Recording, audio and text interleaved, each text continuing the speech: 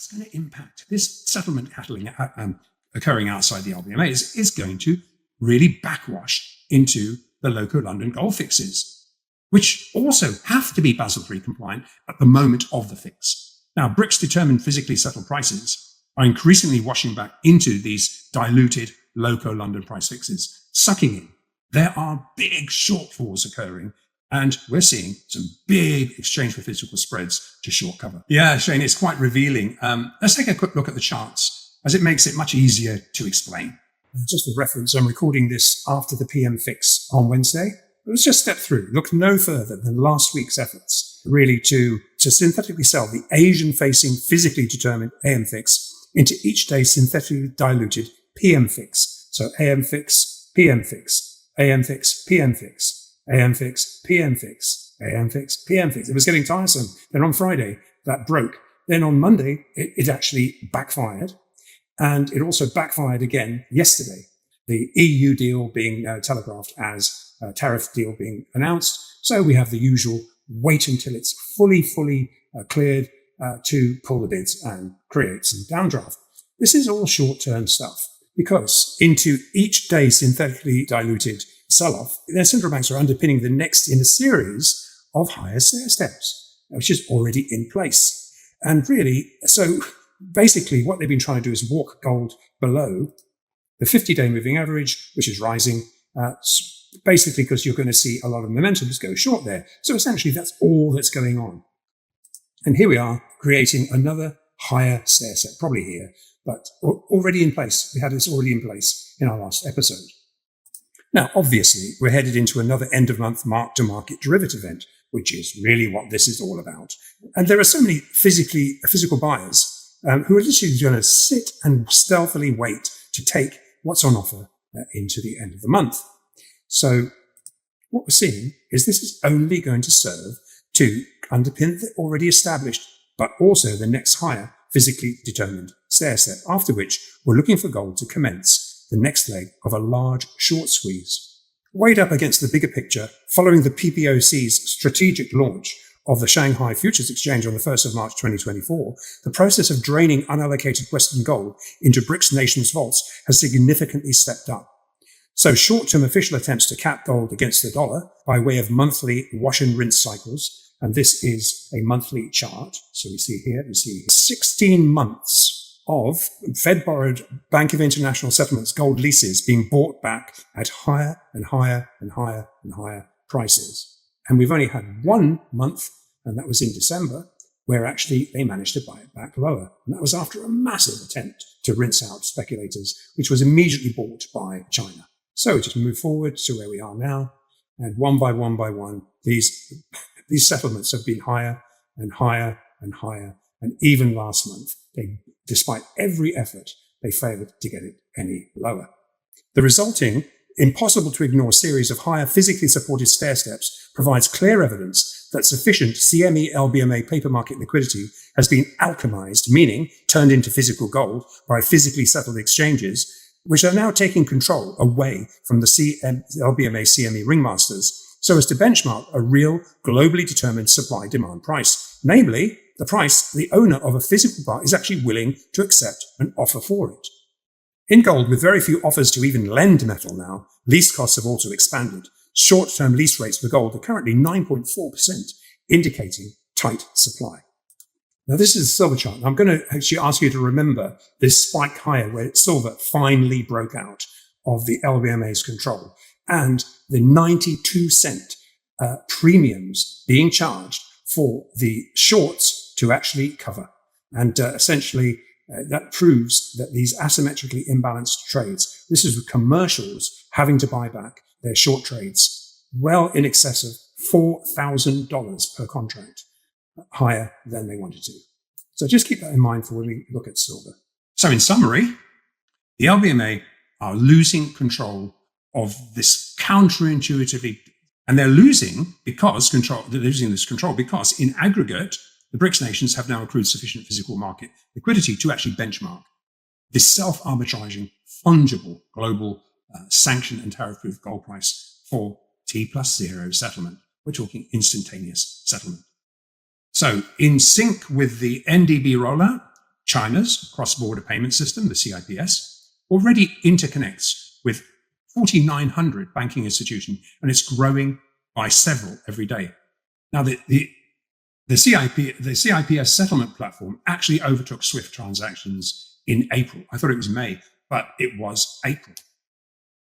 So tokenizing these BRICS collaborations into stable coins backed by real assets, along with a race to secure as much gold as possible to back the value of each nation's foreign exchange currency, provides BRICS nations and their counterparties with a very liquid 7-second settlement process.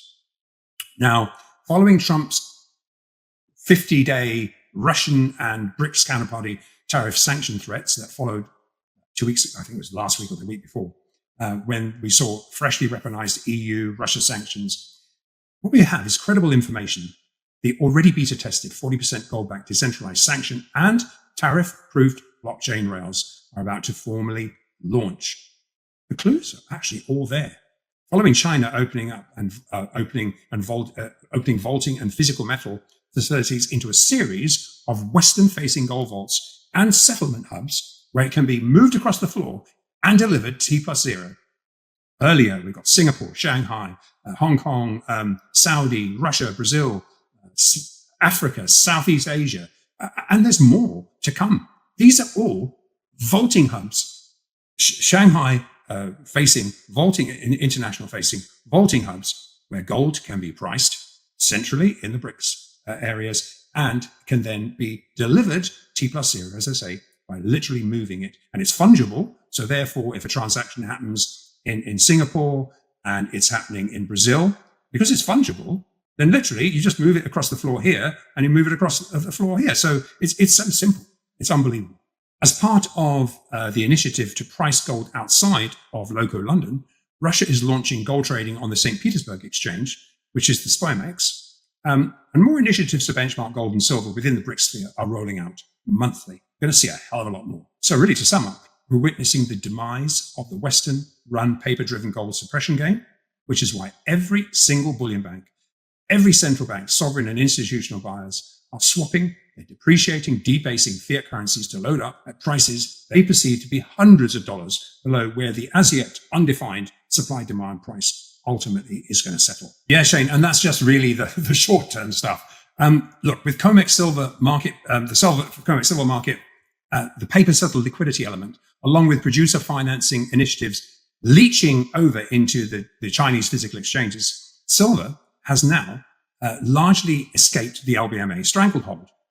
These same actors are having difficulty in containing silver, as is now evidenced by the very large exchange for physical premiums to short cover, levels we actually haven't seen since the COVID shortages. The LBMA has lost the paper to physical battle and are racing to short cover.